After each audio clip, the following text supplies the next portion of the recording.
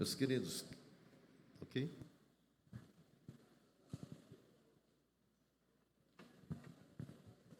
Meus amados irmãos, eu quero cumprimentá-los com a paz do Senhor Jesus, amém? Abra sua Bíblia comigo no livro de Atos dos Apóstolos, capítulo de número 5. Atos dos Apóstolos, capítulo 5. Enquanto você procura, quero agradecer a oportunidade que nos foi facultado para estar participando deste seminário de evangelismo e discipulado. Eu louvo a Deus pela iniciativa da igreja, pelo pastor Valbert, entendendo de que os dois pés que carregam uma igreja é o evangelismo e o discipulado. Atos capítulo 5, versículo 42. Vamos ler todos juntos.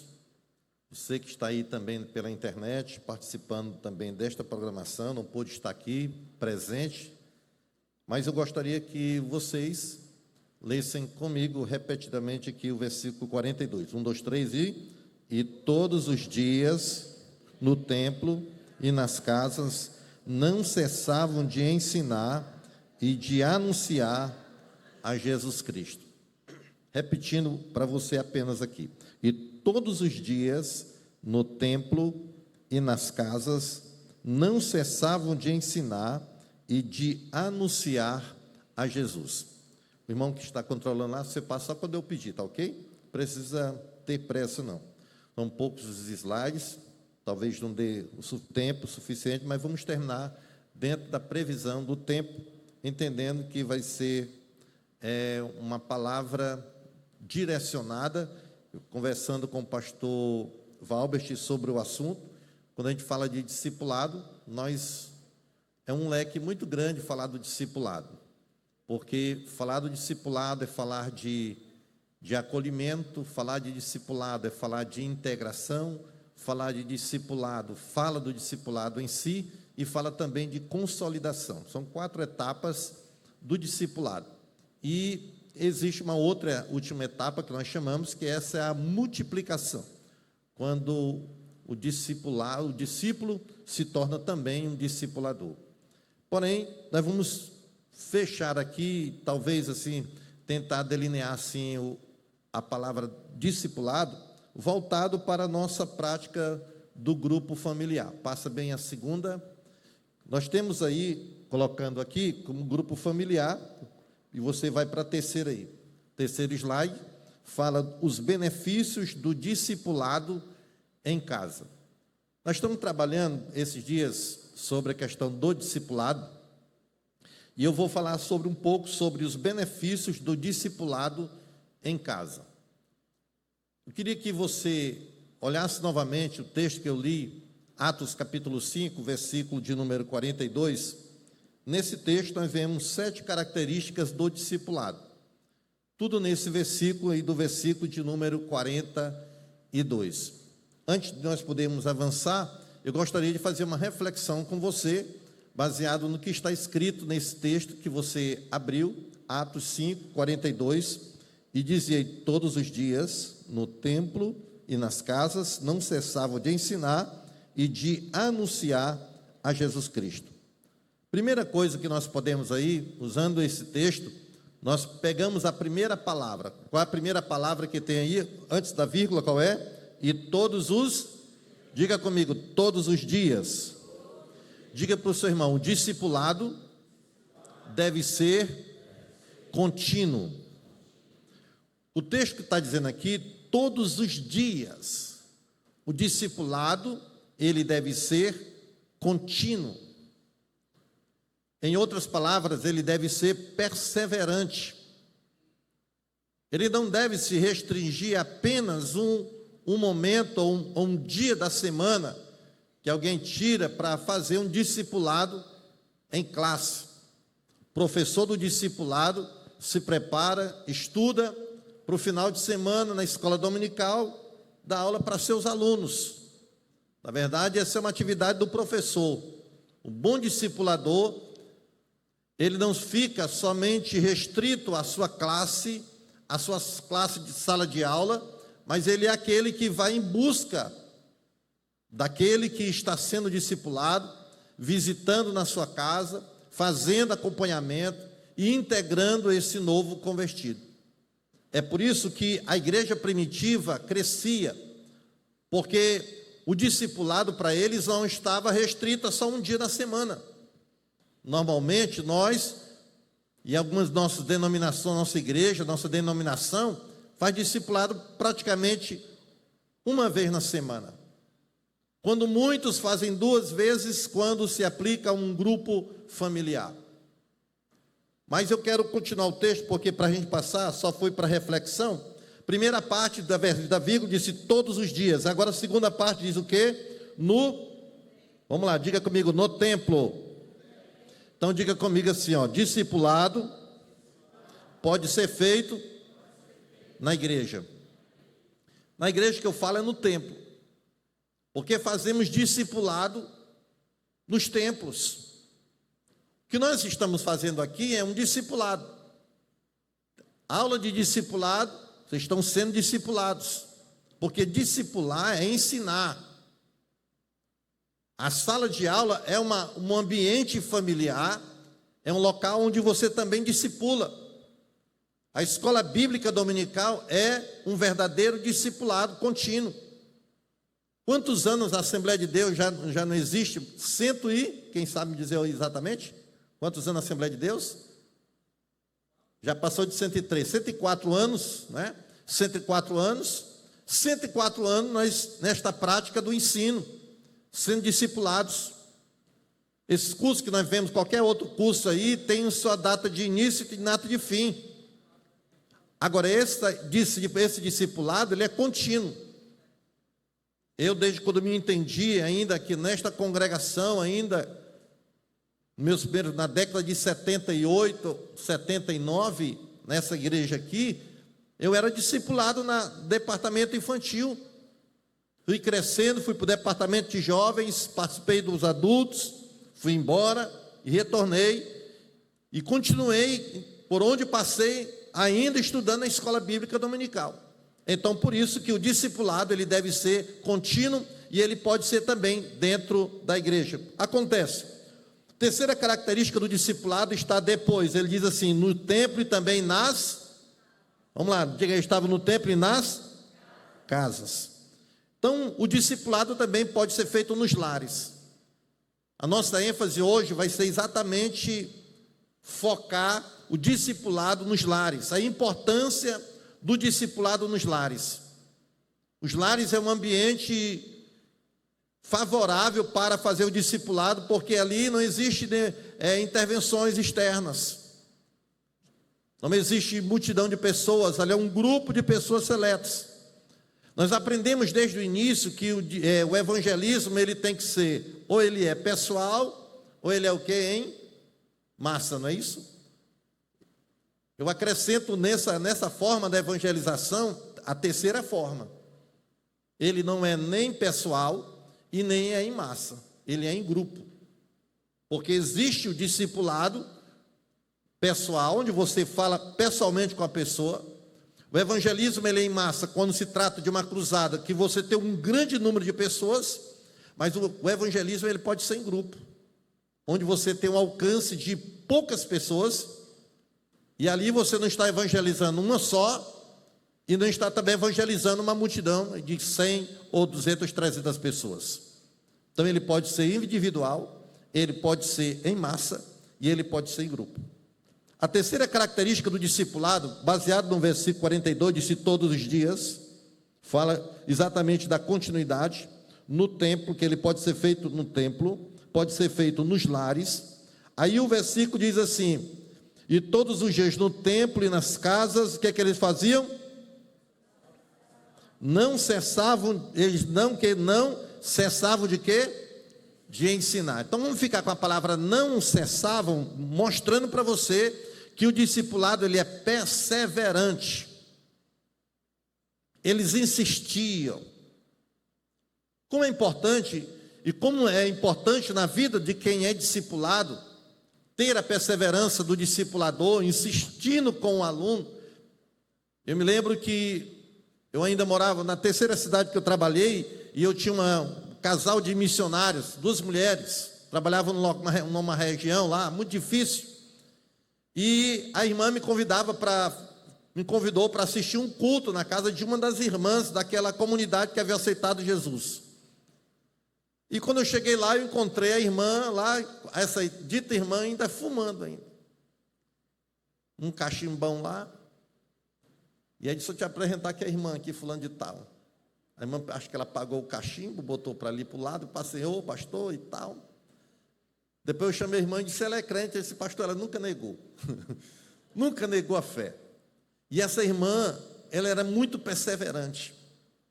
Ela era nova convertida, não tinha ainda abandonado o vício, mas mesmo assim, a discipuladora perseverava, ensinando para ela, até que aquela senhora resolveu abandonar o fumo e começou a servir a Deus, depois de ser batizada para a glória do nome de Jesus. Mas se não tivesse um discipulador perseverante, já tinha abandonado, já tinha largado. Porque é mais fácil para a gente descartar do que a gente ensinar. É muito mais fácil quem está dando trabalho, bota para fora. Ah, não quer nada não, deixa para lá. É mais difícil para a gente chegar, porque a gente sabe que o discipulado é tempo, é dedicação, é renúncia.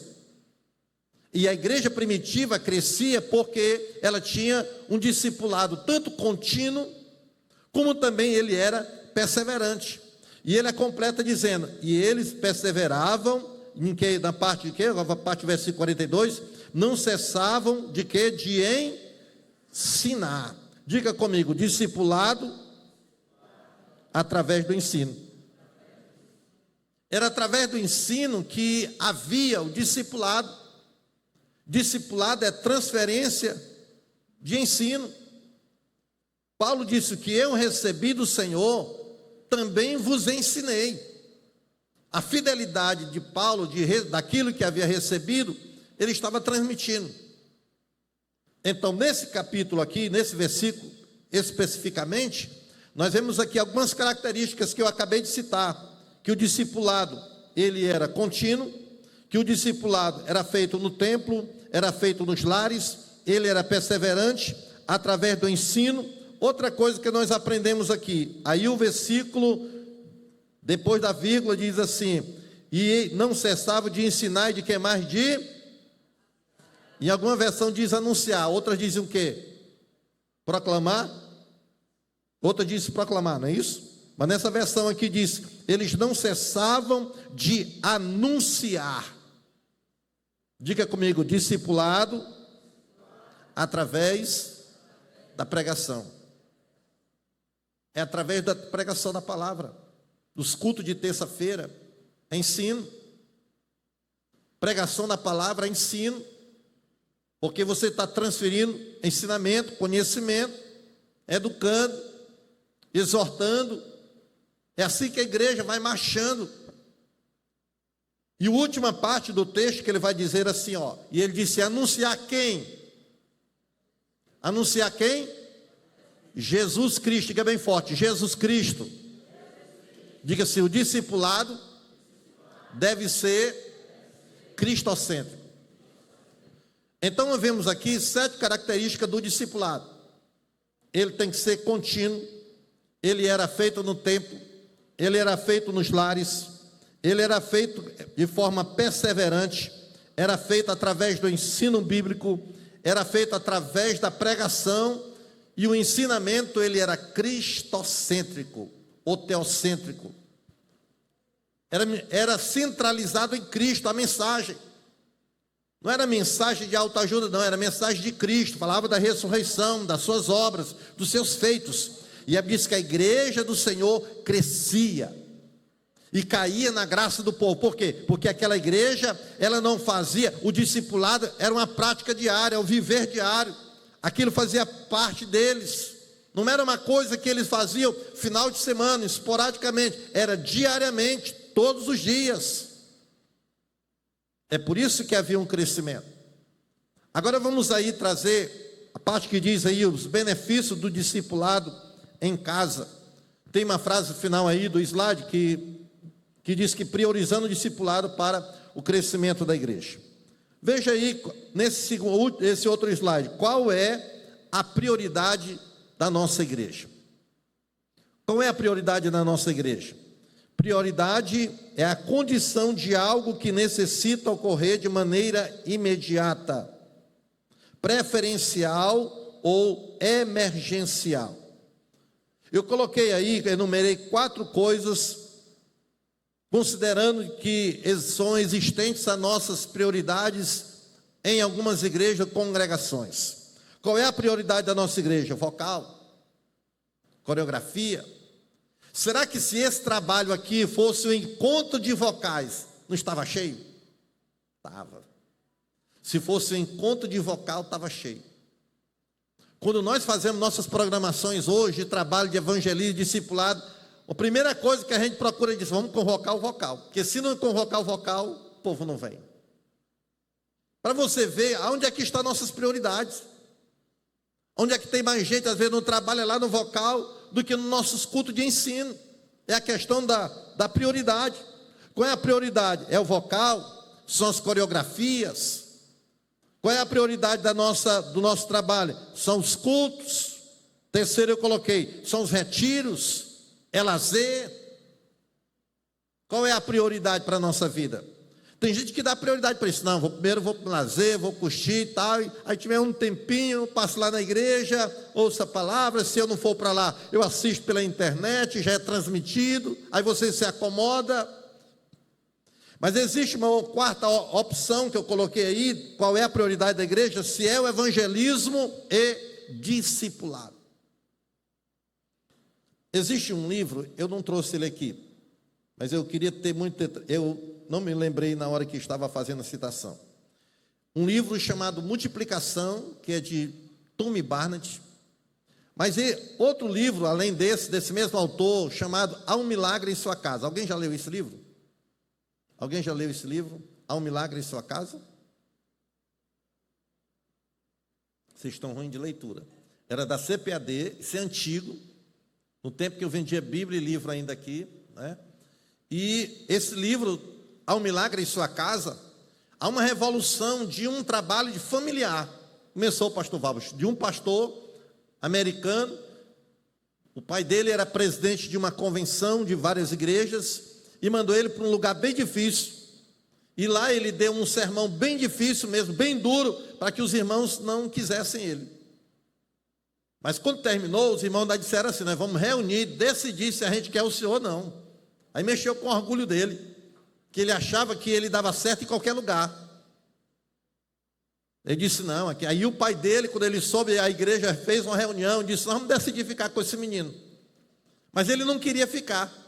Ligou para o pai dele disse, a igreja catou, você fica aí. E ele ficou naquela igreja. E aquela igreja, ele começou a fazer um trabalho e aí não estava desenvolvendo. De repente ele fez uma visita para uma irmã. Aí começa a questão do título do livro, Há um Milagre em Sua Casa. Descobre uma irmã para começar a fazer um trabalho de visitação e de culto familiar. A explosão foi tão grande, para você interessar depois de ler o livro, em PDF ou em físico mesmo, no final do seu ministério, ele já tinha aproximadamente, lá na igreja, já tinha vários galpões, um galpão só para cadeirantes, 400 cadeirantes. Existia um outro galpão que era só para motoqueiro, que já entrava com a moto dentro do galpão para participar do culto. Existia um ministério para motorista de ônibus. Ele contratava motorista que saía em Nova York, de outros lugares, e trazendo todo tipo de gente que estivesse na rua, e ele trazia e atraía para dentro da igreja. E entrava cachorro, entrava gato, e a igreja ficava cheia de animais. Mas aquela igreja foi crescendo em explosão de crescimento. E aquela igreja não comportava mais a quantidade de pessoas. Deus levantou empresário naquela igreja e disse, enquanto tiver crente novo convertido, eu vou doar uma bicicleta. Ele começou a doar uma bicicleta. Para todo novo convertido, ele dava uma bicicleta. Para ninguém ter mais dificuldade de dizer que não vou para a igreja, porque não tem um transporte. Naquela época. E aquela igreja houve uma explosão. E o milagre estava exatamente nesse trabalho. de formiguinha, que às vezes a gente nem dá tanta ênfase. Eu vim aqui exatamente para despertar você para a importância do discipulado familiar, a riqueza desse trabalho. Próximo slide diz assim: por que fazer discipulado nas casas? Por que fazer discipulado? Dá para enxergar aí, não dá? Apenas 1% da população cabe nos templos. A maioria das pessoas passa 6,5 dias por ano nos templos. 75% das pessoas nunca entraram nos templos. 95% dos recursos são gastos com programas. 5% dos recursos são gastos com discipulado. Muitas igrejas morrem no domingo à noite e ressuscitam no domingo seguinte pela manhã. 15% da igreja trabalha e 85% apenas consomem. É uma estatística de um livro chamado Discipulado Prático. É uma triste estatística, mas é uma realidade. Antigamente eu achava bonito quando eu via um pastor e que ele dizia assim: vou ganhar essa cidade para Jesus. Aí eu ficava empolgado. E eu disse: rapaz, esse homem de Deus mesmo. Mas a gente vai crescendo e amadurecendo. E eu fui uma cidade, eu já estava na terceira igreja, quarta igreja. E eu fui uma cidade e vi o pastor empolgado e disse: vamos ganhar essa cidade para Jesus. Cidade pequena, a igreja dele, o templo não era nem desse tamanho aqui. Talvez comportasse no máximo, apertando 400 pessoas. E ele dizia que a igreja tinha 300. E aí eu perguntei para o pastor assim: você está dizendo que quer ganhar a cidade? Ele disse: é. Eu disse: você vai botar onde? Os que se converterem. Eu disse: quem é que vai ensinar para eles? Quem é que vai ser discipulador? Quem vai ser os discipuladores? Eu vi um prefeito fazendo uma proposta, anos atrás, que ele doava, antes de existir esse negócio, esse benefício que existe hoje, mas ele fazia uma proposta para aumentar o IDH do município, e ele dava uma proposta de quem tivesse um filho no ano seguinte ganharia X. E quando ele fez a proposta, veio um planejamento junto com isso. Ele começou a fazer ampliação dos hospitais, ampliação de leitos, aumentou o número de farmácias, aumentou o número de médicos, aumentou o número de enfermeiras, que também eram parteiras naquele tempo. Por quê? Porque ele criou uma expectativa, mas preparou a cidade para receber os novos que vinham nascendo. A questão é que nós fazemos o inverso, queremos fazer a igreja crescer, mas a gente não prepara ninguém, não tem discipulador, não tem estrutura funcional para poder manter aqueles que a gente ganha. E é por isso que eles morrem. E é por isso que existe uma frase do pastor Jorge Belfior, de Santa Catarina, parece que o nome dele é esse. Ele diz o seguinte: que nós somos bons, que faz aquele que tem aquele que não é o parteiro não, que faz o que diz, que faz obstetra, a palavra é essa aí. São bons obstetras, mas ruins pediatras. São bons para parir, mas são ruins para cuidar. Tem muitas mães que às vezes nós somos comparados a alguns tipos, às vezes nós somos comparados, algumas igrejas comparadas a algumas mães que às vezes só bota o menino para fora, antes de chegar, ela já vou dar para fulano de tal, esse vai ser para fulano de tal, e ela não fica com nenhum. Eu criei galinha e sei exatamente que tinha umas galinhas que ela era cuidadosa com os pintos, e ela ficava no final, os pintos cresciam, ele debaixo da asa todo o tempo. Mas tinha outras que demorava pouco, ela já ficava bicando ele, matava ele, tirava ele de lá, já estava choca novamente, e aqueles pintinhos ficavam abandonados. Será que não é parecido com a gente? Que às vezes nós fazemos campanhas de várias pessoas que se decidem, e a gente não tem capacidade de cuidar, porque a gente não preparou a igreja para poder discipular. Eu entendo de que nós estamos vivendo um novo tempo, e que essa experiência e esse seminário é para nos despertar, a nos preparar para o crescimento, para nos preparar para a multiplicação. Deus tem algo para fazer através da igreja, da Assembleia de Deus em Bacabal, nesta cidade, mas a igreja tem que estar preparada para o avivamento que virá. Nós temos que estar preparados. A gente está aqui orando ao Senhor, Lembrei da irmãzinha lá no Ceará e que fizeram a campanha naquele tempo que estava uma seca tremenda e fizeram uma campanha para os irmãos ali de cedinho, orando, uma campanha vigília de oração para poder chover no Ceará. Só que todo dia tinha uma irmãzinha que levava um guarda-chuva e alguém perguntava para ela: irmão, você está indo guarda-chuva para quê? Eu disse: olha, nós não estamos orando para chover, eu já estou levando o guarda-chuva. É alguém que está orando e crendo que pode acontecer. Mas parece que a gente pede, parece que a gente não está esperando. A gente fala da vida de Jesus como se ele não voltasse. Então a igreja tem que estar preparada com discipulado para receber os novos. Porque fazer discipulado nas casas, uma das razões é essa. Depois existe um terceiro ponto: grupos familiares é a melhor estratégia de evangelismo para a cidade. Eu não procurei fazer muitas citações, porque eu entendo de que esse assunto é bem batido entre nós, mas a gente precisa despertar para isso. Coloquei apenas o texto que eu li: todos os dias, no templo, de casa em casa, não cessavam de ensinar, de pregar Jesus o Cristo. Uma igreja, aí fizemos uma comparação, aí ó, uma igreja de 200 membros. Eu imagino que essa igreja deve ter por aí assim, de 200 ou mais. Talvez nem todos os membros, mas membros e congregados tem mais, né? Então, pastor, uma igreja de mais. Já imaginou essa congregação com 40 grupos de 5 membros? Cada grupo com 5. Nós seríamos aí praticamente quantos dia de quarta-feira? 200. Seria 200 pessoas que estariam trabalhando. Desses 5, cada grupo aqui, você conseguisse levar 3 pessoas visitantes para o seu grupo familiar. O problema é que o nosso grupo familiar, alguém fica fazendo crítica ao grupo familiar. Mas a você tem, quando falar do grupo familiar, fale de você. Porque você não está cumprindo também o seu papel. O grupo familiar foi iniciado com o objetivo de alcançar a cidade, de chegar aonde o evangelismo de porta a porta não está mais funcionando. Aonde aquelas pregações que a gente tinha antigamente, fazia culto de rua, botava as cadeiras na rua, o povo juntava. Não é mais assim. Eu sou do tempo da lamparina, que fazia culto da lamparina no interior, onde não tinha energia, juntava a pessoa, o povo ia a cavalo, de burro, ia a pé. Mas hoje as pessoas, é difícil você mobilizar as pessoas a sair das casas para ir assistir o trabalho. E aí fica criticando: nós deveríamos voltar para a rua. Para quê, irmão?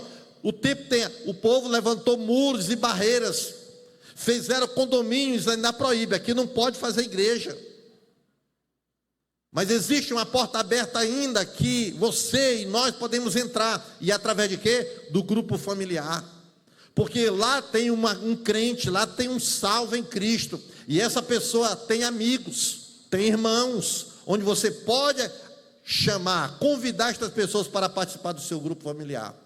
Basta que você tenha esse desejo no coração. Um coração com Cristo é um missionário.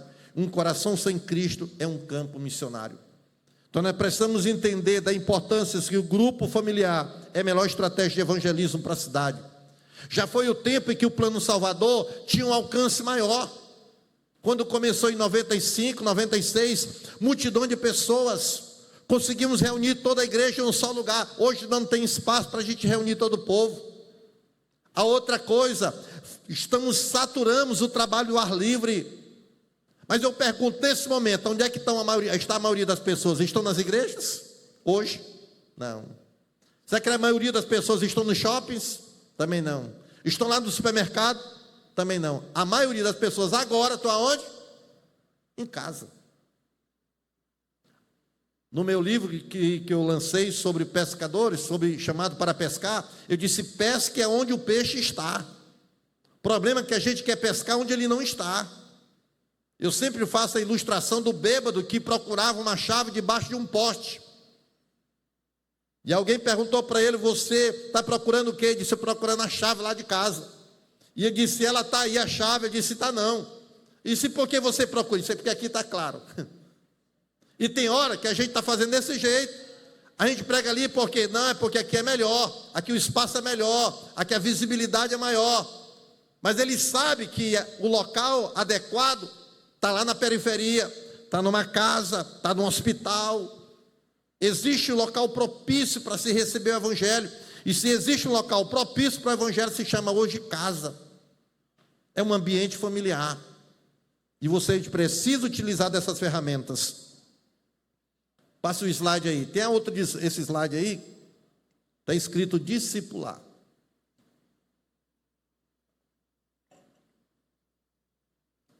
A igreja que está em sua casa, Romanos capítulo 16, versículo 5. O discipulado começa em casa. Diga comigo, o discipulado começa em casa. Diz o texto aqui que o discipulado familiar é mais uma urgência, né? É mais que uma urgência, ela é o quê? Uma prioridade. É mais que uma urgência, ela é prioridade. A urgência exige remediar o mal, o perigo e até mesmo o risco de morte, enquanto a prioridade tem caráter preventivo e para proporcionar qualidade de vida. O texto que eu coloquei foi Timóteo, aí, capítulo 1, versículo 4 a 6. Desejando muito ver-te, lembrando-me das tuas lágrimas, para me encher de gozo, trazendo à memória a fé não fingida que há em ti, a qual habitou primeiro em tua avó Loide, em tua mãe Eunice, e estou certo de que também habita em ti, pois por cujo motivo te lembro que despertes o dom de Deus que existe em ti, pela imposição das minhas mãos. O discipulado de Timóteo começou em casa. A sua estrutura familiar começou em casa, de berço. Quando eu terminar essa apresentação aqui, quero mostrar para você a importância do discipulado em casa. Mostrar para você um exemplo de alguém que foi discipulado em casa e que esse discipulado ganhou uma geração inteira, ou 5 gerações foram alcançadas através do discipulado em casa. O discipulado começa em casa, o ensino começa em casa. Na escola a gente ganha conhecimento, adquire conhecimento secular, mas valores morais a gente aprende em casa. Valores nós aprendemos em casa, não é na escola não. Porque a escola hoje, infelizmente, tem uma figura diferente. Às vezes você ensina uma coisa em casa, na escola desconstrói aquilo que você ensinou dentro de casa. É por isso que a importância de você enfatizar e continuar ensinando em casa, porque lá na escola o seu filho está sendo desconstruído. Tudo aquilo que você construiu de formação, de caráter, de valores, está vindo por água abaixo. E se a gente não vigiar, vai terminar que o inimigo vai conseguir vencer. Vai conseguir vencer e vai levar teu filho, vai derrubar, destruir esses valores familiares. Então, outra coisa que eu coloquei aí, nessa outra parte, o discipulado familiar, ele é inevitável. Diga comigo, inevitável. Eu coloquei uma expressão ele é um alemão, Bonhoeffer, no importante livro sobre discipulado. Ele afirma que o chamado ao discipulado é compromisso exclusivo com a pessoa de Cristo. Se nossos primeiros discípulos, olha que eu coloquei, se nossos primeiros discípulos, vou ler aqui que o meu aqui apagou. Se nossos primeiros discípulos são nossos filhos, será que desejarão seguir nossos passos? Mark Dever, um dos autores da série 9 Marcas de uma Igreja Saudável, dizem que todos somos discípulos. A questão é, de quem? Porque discipulado é o ato de seguir. Isto significa que o discipulado é inevitável, porque todos estamos seguindo algo ou estamos seguindo alguém. Se o discipulado é inevitável, quem tem falado no coração de nossos filhos? Quem eles estão imitando? Como quem querem se tornar? Será que estão nos imitando em tudo que temos imitado Jesus?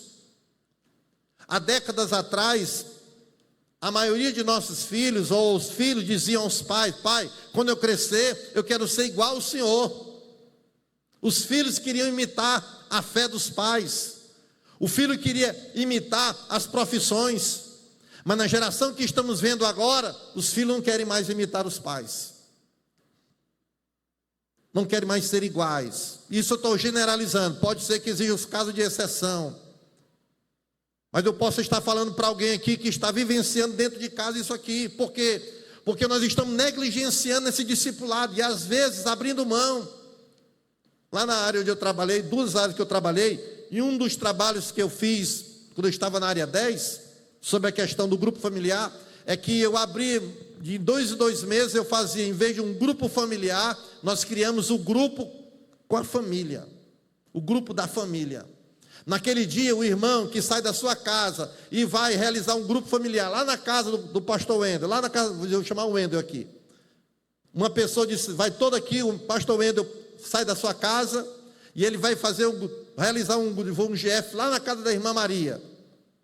Aí o pastor Valbert sai da sua casa, realiza na casa do irmão José. Aí o Eliel vai na casa do irmão Pedro. Isso é um grupo familiar, mas o grupo da família é diferente. É o pastor Valbert lá na casa dele, é o Wendel na casa dele, é o Eliel na casa dele, para você ter o gosto e o prazer.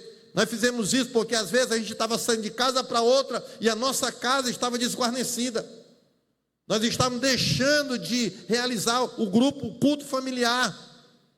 E quando a gente toma gosto por aquele trabalho, foi o que aconteceu, despertou o interesse de muita gente, que quando experimentou em casa, com a sua família, com os seus filhos, ao redor da mesa, fazendo aquele trabalho, alguém disse, pastor, agora eu quero um GF lá em casa. Eu gostei, fiz e gostei, e foi uma bênção. A gente precisa ter essa experiência com nossos filhos. Por isso que eu falo aqui que o discipulado familiar é inevitável. Os nossos filhos reproduzem aquilo que fazemos. Mark Dever afirma que discipular nada mais é do que ajudar alguém a seguir Jesus ou exercer de forma intencional e uma boa influência espiritual sobre a vida dessa pessoa. Discipulado tem a ver com apontar o caminho a ser seguido, mostrar um campo a ser semeado, um poço a ser cavado, um tesouro a ser encontrado. Vou passar aqui agora, só quero que você repita comigo a próxima slide, quais os benefícios do discipulado no lar. Se der para enxergar, repita comigo as palavras em vermelho. Vamos lá. Primeiro, qual o primeiro benefício? Segundo benefício? Terceiro benefício? Quarto benefício? Quinto benefício? Sexto benefício? E sétimo benefício? Só tem benefício, irmão. Não dá nem para a gente criar um slide dizendo quais os malefícios do grupo familiar. Não tem. Ele só beneficia. Eu pergunto, se tem tanto benefício assim, por que eu não tenho um ainda? Eu não estou participando de um grupo ainda. Segunda slide, pode passar aí o outro, próximo. Quais os objetivos do discipulado nos lares? Vamos lá, primeiro... Olha, isso aqui faz parte aqui da nossa cartilha. Primeiro, o objetivo qual é? Proclamar. Segundo, terceiro, quarto, quinto e sexto. Isso aqui é uma cadeia, onde você proclama, e quando você proclama, você prega, alguém ouve, crê, aceita, você ganhou. Quando você ganha, você integra. Você está integrando essa pessoa. Depois que integra, você vai fazer o quê? Discipular, ensinar essa pessoa. Depois essa pessoa vai se tornar consolidada. E o que é consolidação? É quando aquela pessoa amadurece no ensinamento, aquilo que foi ensinado, foi batizado. E agora, essa pessoa que foi discipulada, ela vai formar novos discípulos. Ela vai multiplicar, ela vai gerar. Então essa é a cadeia do objetivo do discipulado nos lares. Passo próximo. Mas onde começa o discipulado? A minha pergunta. O discipulado começa da família. Eu não vou nem ficar com esse slide. Passa o slide aí, próximo. Eu não vou falar disso aqui, porque eu trouxe, por causa do tempo que eu já olhei para o relógio ali, mas eu vou deixar esse slide com o pastor Valbert, para ele colocar no grupo aqui. Isso aqui é um pouco do histórico, desse livro aí, eu não sei o nome dele ali, eu só sei que é o Simpson, segundo nome lá, Simpson ali, descreve que de acordo com uma carta a Diagoneto, redigida no final do século II, o número de cristãos aumenta diariamente. Em meados do século III, Orígenes informa, as massas estão aceitando a fé.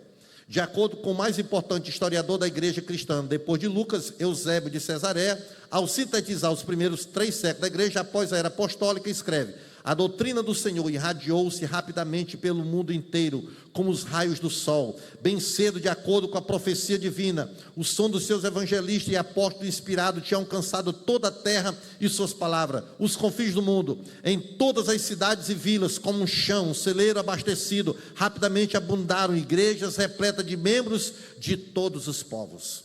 Então ele fala exatamente as casas que transformam o mundo. Passa outra página.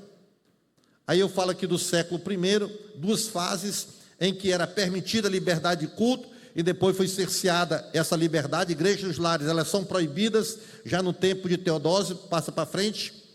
E depois falamos do século de John Wesley. Foi exatamente esse espelho que nós temos hoje de grupos familiares. O nome grupos familiares foi dado por John Wesley. Foi John Wesley que começou esse trabalho. Tinha um outro grande pregador do tempo de John Wesley, foi George Whitefield. Era um ganhador de almas, mas ele não discipulava. Ele estava mais preocupado em ganhar a multidão. Wesley fez diferente. Ele observou que a falha de Whitefield ganhava muita gente, mas não discipulava. John Wesley começou a criar. Ele que criou esse nome que nós temos hoje de classe da escola bíblica dominical, a palavra classe, foi ele que criou. Foi John Wesley. Quando vocês comprarem meu livro, eu tenho um históricozinho baseado nesse texto aqui, né? Sobre discipulado. Então ele fala exatamente o Wesley, ele começou a evangelizar, mas ele começou a criar as classes, ele começou a fazer divisão, colocar grupos específicos e dizer, olha, tem que ter tanto grupo de pessoas. E ele passava a maior parte do tempo ensinando. E John Wesley alcançou notoriedade, e depois dele, aí veio uma igreja, nós começamos a espelhar. Depois de John Wesley, depois do século XX, a igreja, a primeira igreja que vai adotar esse método e que vai explodir crescimento se chama a Igreja da Coreia do Sul, do pastor David Jong-Soo. Mais de 800 mil membros, tem mais de 1 milhão hoje. A maior igreja do mundo pentecostal. Cresceu como? Através de grupos familiares. Tem um livro do pastor David Jong-Soo, Implantando Grupos Familiares, você vai ver a explosão no crescimento. Se aquela igreja, se as igrejas cresceram, embora grandes, em metrópole, cresceram através do grupo familiar, por que nós não podemos crescer hoje? Pode passar? Eu vou deixar aqui, vou fechar a minha fala como exemplo da influência do discipulado, um legado de um pai até a 5ª geração. Nós pegamos aqui um exemplo de 2 homens, um foragido aí da lei, que é Max Jukes, e esse aqui, Jonathan Edwards, que foi um avivalista na época. Esse aqui foi filho de pai, né, pastor, e ele vai ensinar o filho no conhecimento da palavra. Esse era filho de um pai prostíbulo e casou com uma mulher da vida também, teve vários filhos, esse também teve, e eles pegaram, um instituto pegou as gerações dele. Um que foi ensinado o princípio da palavra, ensinado em casa, como o pai de Jonathan, que ensinava todo dia os filhos, e às vezes viajava, e ele ensinava 1 hora, e no dia que ele não estava em casa, no dia seguinte ele compensava de 1 hora, 2 horas ensinando os filhos. Passa aí bem, rapidinho. Pode passar.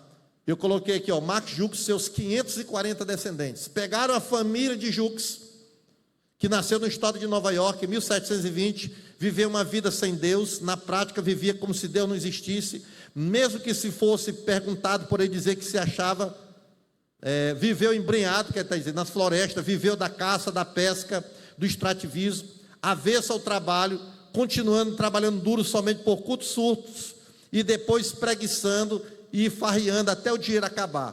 Tornou-se cego em sua velhice. Com seus amigos de farra defendia o sexo livre, a ausência de leis, a não observância delas, a ausência de educação formal e de responsabilidades. Ainda jovem, casou-se com uma mulher que também vivia na vida sem Deus. Ambos sempre recusaram deixar seus filhos ir à igreja, mesmo quando pediram para ir. Naquele tempo era cultura, ir para a igreja. Passa bem, rapidinho. Pegaram as 540 descendentes dele, até a 5ª geração, filhos, netos, bisnetos, trinetos e tetranetos. Pegaram essa geração dele, dos 500, o que foi que deu da família dele? O que foi lá, ó, que dá para enxergar? 310 morreram na maior miséria. Desses, 200 terminaram os seus dias vivendo de esmola ou no asilo de caridade. 150 foram criminosos. Dos 150 criminosos, 76 foram julgados e condenados à prisão, em média por 13 anos. 7 foram assassinos, 60 foram ladrões e assaltantes, 18 viveram às custas das mulheres de bordéis, 100 foram bêbados contumazes, 2 foram loucos furiosos, apenas 20 aprenderam a profissão e 10 aprenderam na delegacia, no presídio ainda. Mais da metade das mulheres foram prostitutas e fornicavam sem nenhum pudor gratuitamente.